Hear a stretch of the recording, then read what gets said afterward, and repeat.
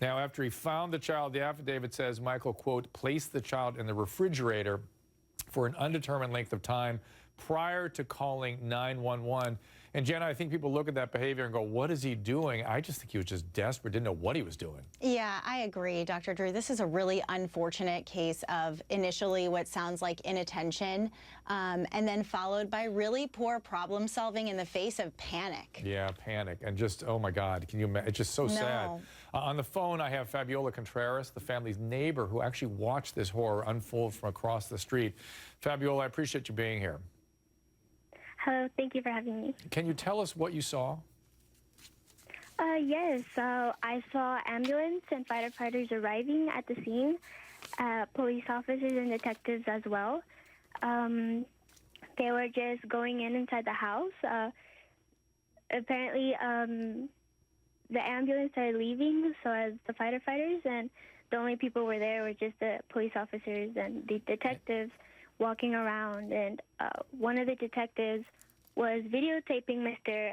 Thedford for retracing his steps using a Mickey Mouse doll to explain what happened. Ugh. And they went inside, and before we knew it, he was arrested. Now, this man, Michael, was a substitute teacher at your high school. What was he like? Do you know? Yeah, he wasn't talkative at all. He always had his head down. He was a strict sub.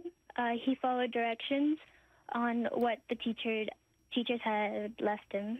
Fabiola, thank you. I appreciate your point of view and your sharing what you saw with us. Now, this man, this substitute teacher, was charged with manslaughter. Was he overcharged?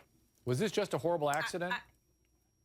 I definitely think so. I think the state overcharged in this case, because a manslaughter in Texas is when a person recklessly causes the death of another individual, and a person acts recklessly with regards to their conduct when he or she has a disregard or is aware of but consciously disregards a substantial risk. Now, the state in this case will have to prove that dad was aware that he left his kid in the car and that he disregarded the risks that came from that conduct. I think that's going to be a very hard case for the state to prove, especially when... I'm seeing Brad nod as though he agrees, so I want to switch over to Lisa. And Lisa, negligence doesn't figure into this?